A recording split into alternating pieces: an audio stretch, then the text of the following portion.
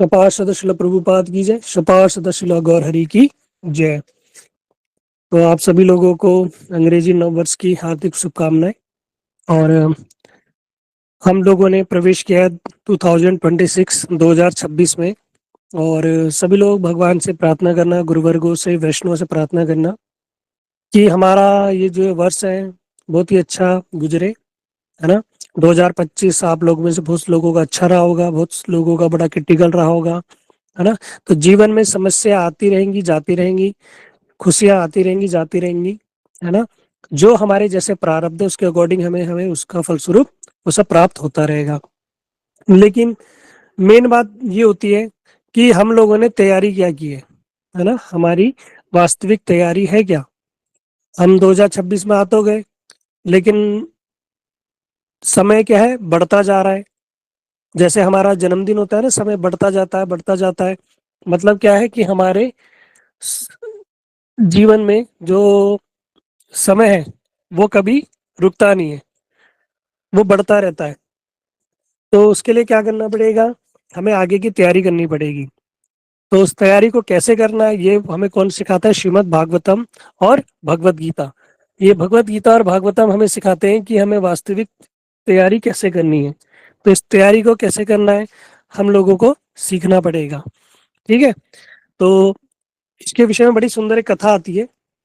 तो हमारा जो टॉपिक चल रहा है नाम के विषय में, उसको हम नाम में भी ऐड कर सकते हैं। मुझे अभी स्मरण हो आई। और बड़ी सुंदर कथा है। तो हम एक सेकंड में इसको देख।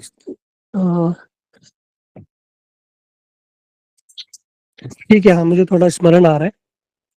तो उसमें इस कथा के माध्यम से हम समझ सकेंगे कि कैसे हमें अपने जीवन में अब वास्तविक तैयारी करनी चाहिए, क्या तैयारी करनी है और कैसे तैयारी करनी है, इस चीज को समझना। एक बहुत बड़ा नगर था। उस नगर में एक नियम था कि उस नगर का जो राजा होगा ना, उसको हाथी चुनेगा। और जिसको भी हाथी चुनेगा उसको 1 साल के लिए क्या करेंगे, राजा, उस नगर का राजा बना देंगे। बड़ा विचित्र नियम था। और नियम के साथ कुछ डू एंड डोंट्स भी थे, क्या करना है क्या नहीं करना, है ना। तो एक बार हुआ क्या, एक व्यक्ति था, वो भटकते भटकते उस नगर में पहुंच गया। जैसे उस नगर में पहुंचा, उस दिन ऐसा दिन था कि उनको राजा चुनना था। अब जो हाथी था उसके गले, उसके सूंड में माला दे दी गई। और हाथी घूम रहा है, पूरे गांव वाले हाथी के पीछे पीछे घूम रहे हैं कि हाथी जिसके गले में वो माला डाल देगा वो उस नगर का राजा बन जाएगा। तो जो वो लड़का था, उस लड़के के पास वो हाथी आया और क्या करने लगा, उसके ऊपर आते ही उसने क्या किया, उसके माला डाल दी। और वो जब माला डाली, तो जब माला डाल दी उसके, तो माला डालते क्या, वो व्यक्ति बड़ा खुश हो गया कि मेरा बड़ा स्वागत कर रहे हैं इस गांव के नगर वाले। तो जब उसका बोला गया कि उसके गांव नगर वाले उसका स्वागत कर रहे हैं, तो सब लोगों ने उसको क्या किया, कंधे पे उठा लिया। अब जब कंधे पे उठा लिया तो सब लोग बड़े खुश हो गए, वो भी बड़ा खुश हो गया कि मेरा बड़ा सम्मान किया जा रहा है इस गांव में। हाथी आके माला पहना रहा है, बड़ा राजसी वो हो रहा है मेरा। उसको राजमहल ले गए, बड़ा प्रसन्न हो गया, अरे मेरे को राजमहल में ले गए। और राजमहल में ले गए और राजमहल में उसे राजगद्दी पे बिठाया। राजगद्दी पे बिठाया तो उसका बड़ा, उसको बढ़िया बढ़िया, उसके लिए बढ़िया बढ़िया पकवान, बढ़िया बढ़िया खाने पीने की वस्तु दी गई। उसने पूछा क्या भैया, यहाँ इस गांव में जो भी अतिथि आता है उसको ऐसे ही करते हैं क्या। उन्होंने बोला भैया इस कोई अतिथि वतिथि नहीं, हमारे यहाँ क्या है, एक प्रथा है कि हमारे यहाँ राजा चुना जाता है। कहते हैं उस वो ही राजा चुना जाता है जिसके ऊपर गले में हाथी माला डाल देता। वो बड़ा खुश हो गया, कहता है वैसे ही मैं बेरोजगार घूम रहा था, अब मुझे बढ़िया रोजगार मिल गया, राजा ही बन गया सीधा। मैं तो नौकरी की तलाश में आया था और यहाँ मुझे राजा ही बना दिया। बड़ा राजसी ठाट बाट करने लगा, बड़ी आनंद में रहने लगा। तो मंत्री ने कहा भैया देखो राजा, 1 महीने में वो खूब मोटा खट्टा हट्टा कट्टा हो गया, खूब खाता पीता, खूब जो मर्जी का करता वैसा करता, अब राजा बन गया, सबको उसके आदेश मानने पड़े। अब बड़ा प्रसन्न है कि राजा बन गया। तो जब वो राजा बना तो 1 महीने बीते थे, तो एक मंत्री आया, कहता राजा हम एक बात तो आपको बताना भूल गए। राजा ने कहा बताओ, अच्छा क्या बात है।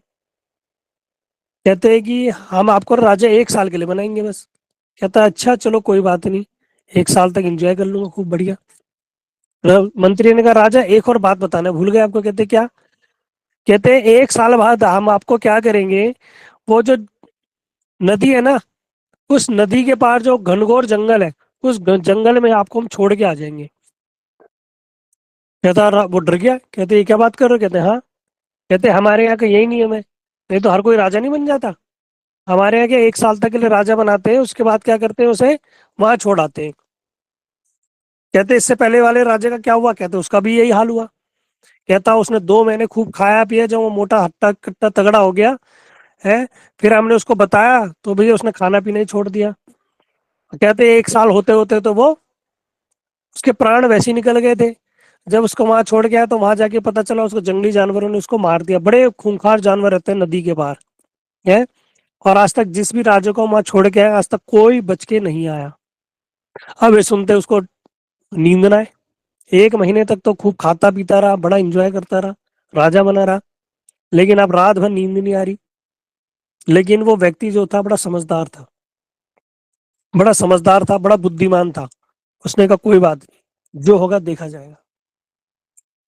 अब नगर के लोग बड़े आश्चर्य में हो गए कि आज से पूर्व जो भी राजा हुआ, 1-2 महीने राज्य करने के बाद जैसे ही उसको बताया गया कि तेरे को भैया 1 साल बाद हम क्या करेंगे, नदी के पार घनघोर जंगल में छोड़ आएंगे और वापस आने का कोई रास्ता नहीं है, और जंगली जानवरों द्वारा तू मारा जाएगा या भूख प्यास से मारा जाएगा है। वहां जो जाता आज तक कोई वापस नहीं आया। तो जो भी जिस भी राजा को ये बात बताई जाती है, वो राजा कुछ समय बाद वैसे कुपोषण के कारण ही, टेंशन के कारण वैसे ही आधमरा हो जाता है। कुछ को तो मर भी जाते हैं 1 साल से पहले पहले। लेकिन ये राजा भैया कैसा राजा निकला! ये तो बड़ा मदमस्त है, खूब बढ़िया घूमता है, खूब लोगों को आदेश देता है ऐसा करो वैसा करो ये करो वो करो, बढ़िया आनंद में रहता है, खूब इंजॉय कर रहा है, और खूब खा पी के और मोटा हट्टा कट्टा तगड़ा हो रहा है। सब लोगों ने कहा भैया ये राजा होना है पागल है, ये पागल है, इसको ये मृत्यु का भय ही नहीं है। ये नहीं सोच रहा है 1 साल बाद मर जाएगा, ये अभी की सोच रहा है, खूब खा रहा पी रहा है। लेकिन नगर के लोगों ने सोचा है पागल है, जरूर है पागल है राजा। लेकिन उस राजा को कोई चिंता नहीं। जब समय पूरा हुआ, 1 साल हुआ, अब भैया नगर में नगाड़े बजने लगे, ढोल बजने लगे कि आज राजा को क्या किया जाएगा, जंगल में छोड़ के आया आया जाएगा नदी के पार। उस खूंखार नदी को पार करके उस खूंखार जंगल में उस राजा को छोड़ दिया जाएगा और नया राजा चुना जाएगा। पूरा नगर आ गया। लेकिन सब लोग बड़े आश्चर्य में, राजा बढ़िया सुंदर ड्रेस पहन के, बड़ी सुंदर वेशभूषा पहन के, चेहरे पे मुस्कान, और कोई किसी प्रकार का कोई भय नहीं। अब लोग उसको ले जा रहे हैं, बड़ा आनंदित हो रहा है। जैसे ही उसको सेनापति जो वहां की सेना थी, जब नाव से वहां छोड़ के आए नदी के पार, तो वहां देख के तो नदी के पार उनके तो होश उड़ गए। जहाँ घनघोर जंगल हुआ करता था वहां बढ़िया सुंदर राजमहल बना हुआ है। यहाँ से भी बड़ा राजमहल बना हुआ है, बढ़िया सुंदर फूल बगीचे वृक्ष पुष्प आदि, मतलब फल तरह तरह के, बढ़िया सुंदर। देख के तो उस मंत्री तो चौंक गए, ये भैया ये ऐसे कैसे हो गया है सारा। और देखा तो क्या हुआ, उस पे बढ़िया सुंदर नदी के ऊपर एक पुल भी बना दिया गया। अब सब लोग बड़े आश्चर्य में पड़ गए कि किसने भैया इतना सुंदर या राजमहल बना दिया इस घनघोर जंगल में। तब उस राजा ने कहा कि मुझे पता चल गया था कि 1 साल बाद मुझे यहाँ डाला जाएगा। तो मैंने क्या किया, 1 साल तक यहाँ की तैयारी की। मैंने क्या किया, गुप्त तरीके से यहाँ पर रास्ता बनवाया, मैंने पुल बनवाया, और गुप्त तरीके से क्या किया, यहाँ की सारी झाड़ियां वाड़ियां मैंने काट दी, वृक्ष काट के जंगली जानवरों को यहाँ से भगा दिया, पकड़ के उन्हें भगा दिया मैंने। और क्या किया, बढ़िया सुंदर यहाँ महल का निर्माण कराया। और इस राज्य का सारा धन, सारा सोना हीरा चांदी मोती मैंने कहाँ ट्रांसफर कर दिया, जंगल के उस पार नदी के उस पार सारे उस राजमहल में। अब इससे भी सुंदर राजमहल वहां हो गया है, और उससे भी सुंदर वहां नगर बस गया है। और जब सब लोगों ने देखा तो भैया इतना सुंदर नगर, इतना सुंदर राजमहल। उस राजा ने क्या किया, दूसरे गांव के लोगों को बुला के वहां पे बढ़िया सुंदर व्यवस्था करा दी, और वहां बढ़िया लोग रहने लगे, खेती बाड़ी करने लगे, बढ़िया सुंदर। अब इस गांव के लोग कहने लगे हम भी भैया इसी के साथ जाएंगे, हम भी जाएंगे। हम्म। तो राजा ने कहा ठीक है, जिसको भी आना है वो मेरे साथ आ सकता है। तो सारे नगर वालों ने डिसाइड किया कि अब क्या होगा, कि आप क्या हो, आप हमारे परमानेंट राजा हो। आज से पूर्व जो भी राजा आए थे सारे मूर्ख राजा थे, वो 1 साल बाद सब मारे जाते थे। लेकिन तुम पहले ऐसे राजा हो जिन्होंने यहाँ पर भी राज्य किया और वहां पर भी जाके बढ़िया से राज्य करोगे, और किसी प्रकार का कोई दुख नहीं। तुम बड़े बुद्धिमान हो इसलिए हम आपको क्या करते हैं, परमानेंट राजा चुनते हैं। आप हमारे परमानेंट राजा रहोगे। अब इस बात को समझना अच्छे से, ये जो कथा है ये हम लोगों की कथा है। समझना इस चीज को। हम इस संसार में आए हैं, है ना, इस संसार में आए हैं। अभी हम राजा हैं। राजा मतलब जब जीव की उत्पत्ति होती है, जब जीव की उत्पत्ति होती है तो भगवान की 3 शक्तियां होती हैं, है ना। भगवान की शक्ति होती है, एक भगवान की शक्ति होती है जिसको बोला जाता है कि तटस्थ शक्ति, है ना। जो जीव है, भगवान के पास भगवान 3 ऑप्शन देते हैं। एक तो भगवान के पास रहो, और एक सामने माया रहती है, माया जगत, और एक भगवान का जगत रहता है, सत चित आनंद, है ना। ये 3। तो भगवान ऑप्शन देते हैं कि आपको क्या करना है, ये माया जगत में जाना है या फिर आपको मेरे जगत में आना है। हम कहाँ खड़े होते हैं, बीच बिल्कुल मध्यस्थ में खड़े हैं। मध्यस्थ मतलब तट तट में खड़े हैं। वो तट क्या है, जैसे एक समुद्र का तट होता है ना, इधर पानी इधर सूखा, वो बीच होता है बिल्कुल, है ना। उसका नाम भी बीच ही तभी बोलते हैं बीच है। बीच मतलब बीच में ही। अब या तो बीच में क्या होगा, या तो इधर पानी होता है समुद्र का विशाल, या इधर सूखा जमीन भूती है। तो हम जो जीव है, जो जीव की उत्पत्ति होती है उसके बाद 2 ऑप्शन होते हैं, या तो वो कहाँ जाएगा, माया जगत में जाएगा, या चित जगत में जाएगा, भगवान के धाम जाएगा। तो कहाँ पर उसकी सेवा स्वीकार करनी है, कहाँ पे उसको सेवक बनना है। तो हम लोगों ने क्या चुना, हमने चुना इस माया जगत को चुना, क्योंकि हम यहाँ स्वामी बनना चाहते हैं, राजा बनना चाहते हैं, है ना। तो हम स्वयं अपनी स्वेच्छा से इस भौतिक जगत में आए हैं। हमें किसी ने नहीं फेंका यहाँ, हम अपनी इच्छा से आए हैं। हैं, हम यहाँ राजभोग करने, माया माया से प्रभावित होकर, माया की चकाचौंध देख के हम इस जगत में खुद अपनी इच्छा से आए हैं। ऐसा शास्त्रों में वर्णित है ना। इसलिए हम इस जगत में आ तो गए, लेकिन अभी हम यहाँ के पता चला भैया ये तो हम फंस गए, यहाँ तो हम फंस गए। अब एक दिन हमें इस संसार को छोड़ के जाना पड़ेगा, है। कर्मों के अनुसार हमें इस संसार को छोड़ना पड़ेगा, और फिर बार बार इस संसार के चक्कर में हमें बार बार बंधना पड़ेगा, है ना। इसलिए जो हम जो श्रवण कर रहे थे भगवान के नाम की महिमा के, जो हम लोगों ने सुना कि किस प्रकार भगवान के नाम करने से क्या क्या बेनिफिट होते हैं। जो हम लोगों ने पहला बेनिफिट सुना था, सुख की प्राप्ति, मन की शांति, है ना। मन हमेशा शांत रहेगा। दूसरा हम लोगों ने श्रवण किया, आत्मज्ञान प्राप्त होगा। तीसरा हम लोगों ने श्रवण किया था कि उसको सच्चे सुख की प्राप्ति होगी। चौथा हम लोगों ने सुना था कि वो कर्मों से मुक्त हो जाएगा। पांचवा है पुनर्जन्म से मुक्ति, है ना। बार बार ये पुनरपि जननम पुनरपि मरणम पुनरपि जननी जठरे शयनम, बार बार संसार चक्र में जो हमारा पुनर्जन्म हो रहा है ना, बार बार आ रहे हैं आ रहे हैं। ये हमें कौन मुक्त कराएगा, ये भगवान का नाम ही मुक्त कराएगा, है ना। इसलिए हम इस जगत में आ तो गए। अब इस जगत में बार बार कर्म बंधन में हम इतना फंस जाएंगे, बार बार कर्मों के अधीन होकर हमें बार बार संसार में आते रहना पड़ेगा। और कोई जरूरी नहीं है, कोई गारंटी नहीं कि मनुष्य योनि प्राप्त है। कीड़े, बिच्छू, सांप, नेवले, यहाँ तक कि नाली का कीड़ा, नाली तो छोड़ो, मल का कीड़ा, जो मल होता है ना, चाहे वो किसी का भी हो, उसके मल के अंदर भी कीड़ा, हमें वो भी बनना पड़ेगा। सुअर हर योनि में जाना पड़ेगा भैया, 84 लाख योनि में। और जैसे हमने हमारे कर्म हो गए, वैसी वैसी योनि में हमें भटकना पड़ेगा, है ना। तो इस पुनर्जन्म से कैसे मुक्ति होगी, तो उस राजा की तरह वो जान गया था कि मैं क्या हूँ, यहाँ टेम्परेरी हूँ। मैं इस संसार में, इस राज्य में परमानेंट नहीं हूँ। मुझे 1 साल बाद क्या होगा, मुझे वापस भेज दिया जाएगा। उस राजा ने क्या किया, उस राजा ने क्या किया, आगे की तैयारी की। जो उसकी वास्तविक यात्रा है, जहां उसको जाना है ना, उसने वहां की तैयारी की। क्या किया, उस तैयारी की। वो जानता था कि वहां पर मुझे कोई भी फैसिलिटी नहीं मिलेगी, है ना। वहां झाड़ियां होंगी, जानवर होंगे, ना वहां राज्य होगा, ना रहने के लिए छत होगी, धूप बरसात गर्मी होगी। तो उसने क्या किया, कुछ लोगों को लगा के वहां बढ़िया सुंदर महल का निर्माण कराया, जंगली जानवरों को वहां से भगा दिया, बढ़िया सुंदर पेड़ पौधे लगाए, और खेती करी, वहां खेती करवाई, है ना। तो उसको वहां पर भी सुख और वहां पर भी सुख, किसी प्रकार का कोई दुखी नहीं। तो ये बताई बुद्धिमानी। ठीक इसी प्रकार हम इस जगत में आ गए। अब हमारे पास भी ऑप्शन है। भैया आप मानो ना मानो, हमारे पास भी लिमिटेड टाइम है। उसको तो पता था कि वो 1 साल बाद जाएगा, लेकिन हमारे पास कोई गारंटी कार्ड है क्या? किसी के पास यहाँ पर गारंटी कार्ड है कि वो कब जाएगा? हम कभी भी जा सकते हैं, कभी भी जा सकते हैं। हमारे पास कोई भी गारंटी कार्ड नहीं है। एक समय आएगा और हमें जाना पड़ेगा, बिना बुलाए जबरदस्ती ही हमें जाना पड़ेगा। लेकिन क्या हमने वहां की तैयारी की? क्या वहां जाकर हमें सुख प्राप्त होगा?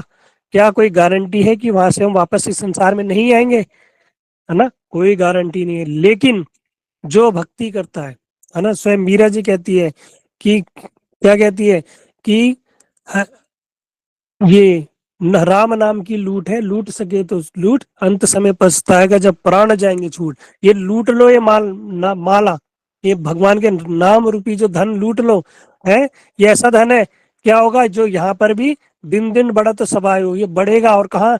जो ऐसा धन है जो ना कोई लूट सकता है ना चोरी कर सकता है, और जो यहाँ पर भी काम आएगा और वहीं पर भी काम आएगा, है जो हमारे साथ जो धन जाएगा ना, वास्तविक धन, ये भगवान का धाम, ये क्या जाएगा? ये नाम रूपी धन ही हमारे साथ वहां जाएगा। ये धन वहां पर कैश इन कैश हो जाएगा। मतलब जैसे हमें विदेश कहीं जाना हो, हमारे पास कपड़े वपड़े कुछ नहीं है, लेकिन अगर पैसा है ना तो सब कुछ है। अगर हमारी जेब गर्म है, बैग हमारा नोटों से भरा हुआ है, और कहीं भी भेज दो, कोई दिक्कत नहीं। बढ़िया होटल लेंगे, बढ़िया गाड़ी बुक करेंगे, बढ़िया खाएंगे, कोई दिक्कत नहीं। लेकिन जेब में पैसा नहीं है तो क्या कुछ सुविधा प्राप्त होगी? नहीं। उसी प्रकार ये भगवान नाम रूपी धन ही क्या करेगा? हमें उच्चित जगत में लेके जाएगा। ये भौतिक जगत से हमें आध्यात्मिक जगत की यात्रा जो करनी पड़ेगी हमें, उस यात्रा में जो धन काम आएगा वो कौन सा धन है? ये नाम रूपी धन ही है। यही हमारे साथ जाएगा। तो वास्तव में वही व्यक्ति सबसे ज्यादा को समझदार है, वही सबसे ज्यादा व्यक्ति समझदार है जो इस नाम रूपी धन को अपने साथ लेके चलेगा, है ना। इसलिए हमारे गुरुवर क्या कहते हैं कि भैया ये ऐसा धन है, ये क्या है, जो जिंदगी के साथ भी और जिंदगी के बाद भी। ये भगवत गीता की टीचिंग है। जो एलआईसी ने कॉपी किया है ना, ये भगवत गीता में आता है। स्वयं भगवान कृष्ण कह रहे हैं कि भक्ति ही एकमात्र ऐसा साधन है जो आपको इस जगत में भी सुखी रखेगा और उस जगत में भी आपके काम आएगा, है ना। ये वास्तविक धन, ये भक्ति रूपी धन ही हमारे साथ रहेगा। इसलिए जो देखना, और राजा जो था वो वहां पर भी आराम से रहता था, बड़े ऐशो आराम से रहा। और वहां पर भी 1 साल बाद जब उसको दूसरे नदी के पार उस भयंकर वहां जंगल में भेजा गया, तो वहां तो उसने अपनी पूरी व्यवस्था कर दी, और वहां पर भी उसको आनंद ही भोगना पड़ा। ठीक इसी प्रकार जो भक्त लोग हैं, जो इस तत्व को समझ गए, इस बात को समझ गए, वो कभी भजन को नहीं छोड़ते। वो भगवान का भजन कभी नहीं छोड़ते, भगवान की भक्ति कभी नहीं छोड़ते, वो गुरु वैष्णव की सेवा कभी नहीं छोड़ते, है ना। और सदैव मन में प्रसन्न रहते हैं। उनको किसी प्रकार का मृत्यु का भय नहीं रहता। वो क्या होते हैं? जो बड़े से बड़ा भय, उनको किसी प्रकार से कोई हानि नहीं पहुंचा सकता। शोक मोह भय सबसे वो मुक्त हो जाते हैं। जैसा राजा, जब उसको पता चला कि उसको जंगल के पार भेज दिया जाएगा, क्या वो उसको किसी प्रकार का दुख था? उसके मन में कोई कष्ट था? उसको डर लग रहा था? नहीं, वो बड़ा प्रसन्न था। क्यों क्यों प्रसन्न था?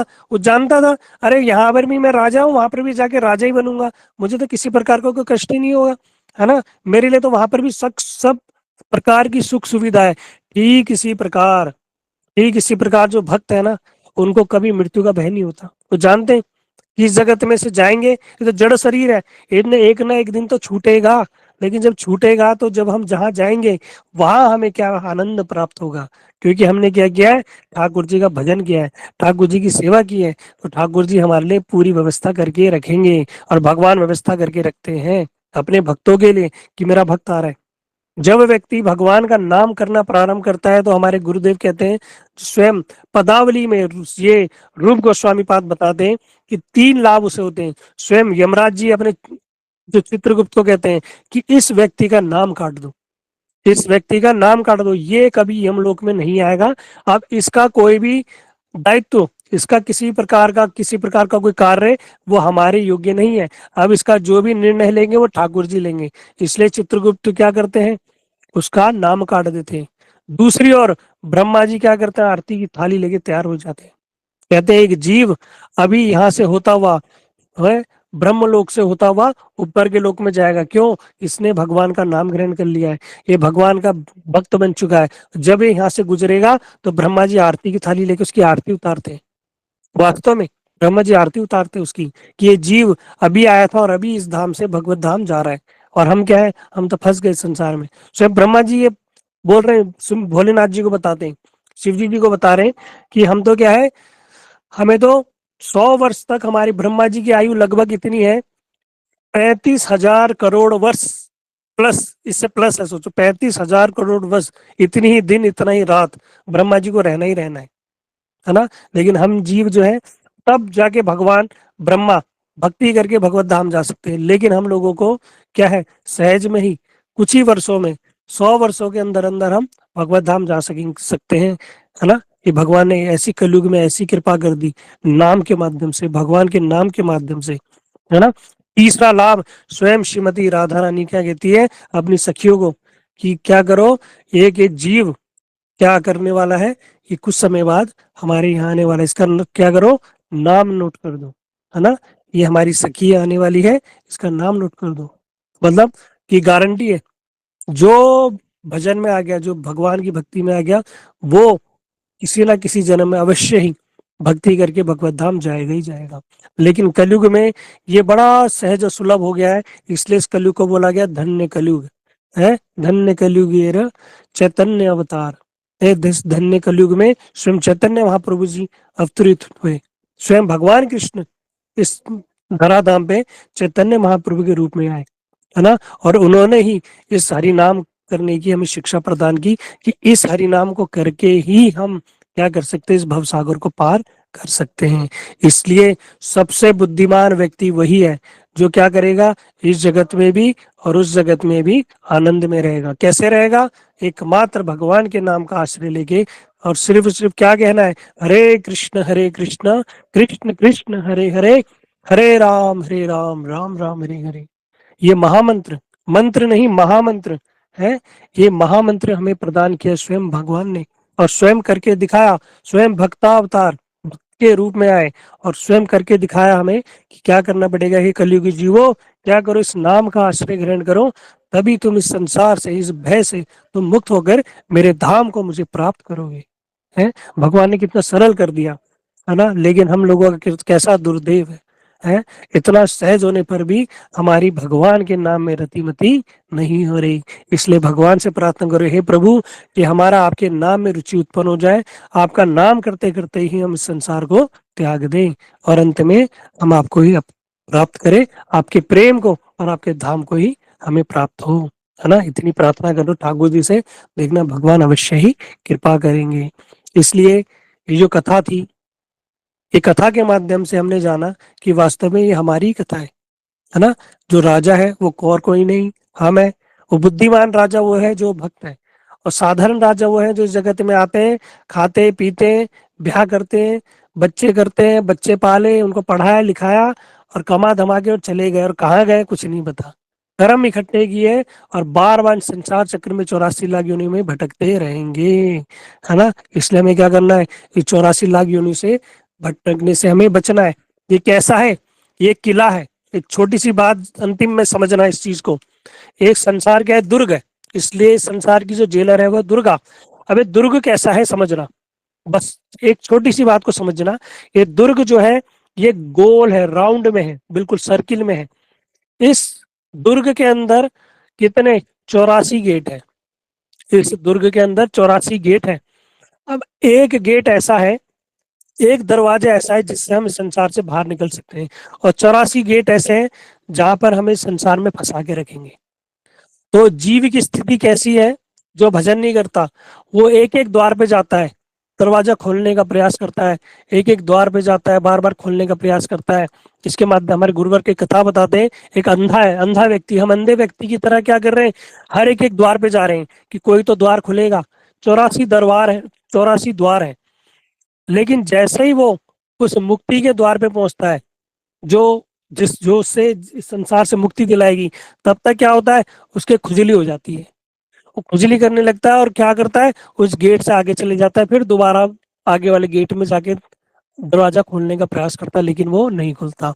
ऐसे करते करते जैसे ही दोबारा वो 84 दरवाजे से घूमते हुए जैसे ही वहां पे पहुंचता है, फिर दोबारा उसकी खुजली होती है, और फिर वो खुजली करके आगे बढ़ जाता है और उस दरवाजे को छोड़ देता है। हमारी भी स्थिति ऐसी है, बार बार पुनरपि जननम पुनरपि मरणम, बार बार 84 लाख योनि में भटकते भटकते जैसे ही हमें उस मनुष्य रूपी देह में हमें जो द्वार मिलता है, लेकिन हम क्या करते हैं, उसका परित्याग कर देते, खुजली करते। खुजली मतलब विषय भोग कर रहे हैं संसार में आके। ये विषय भोग क्या करेगा, यही बंधन का कारण है भैया, है। ये हमें भगवान की प्राप्ति नहीं होने देगा। इसलिए संसार में आए हो, ऐसा नहीं है कि भैया विरक्त हो जाओ, संन्यास ले लो, हरिद्वार चले जाओ, वृंदावन चले जाओ, घर बार नहीं भैया, ये सब नहीं करना। युक्त वैराग्य, हमारे गुरुवर्ग ने शिक्षा दी, युक्त वैराग्य मतलब सब चीजों में युक्त होके उससे वैराग्य में रहो। किसी भी चीज में आसक्त ना रह के अपना घर गृहस्थी का पालन करो, अपनी जीविका चलाओ, घर गृहस्थी करो, बीवी बच्चों को देखो, अपनी नौकरी चाकरी देखो, लेकिन ठाकुर जी को सेंटर में रखकर, ठाकुर जी को सेंटर में रख के कार्य करना है। जो भी कार्य करना है ठाकुर जी की प्रीति के लिए करना है। ऐसा करने से हम क्या करेंगे, संसार चक्र से मुक्त होके अवश्य ही भगवत धाम को प्राप्त करेंगे। ठीक है, तो समय हो चुका है, यही बोल के मैं अपनी वाणी को विश्राम देते हैं।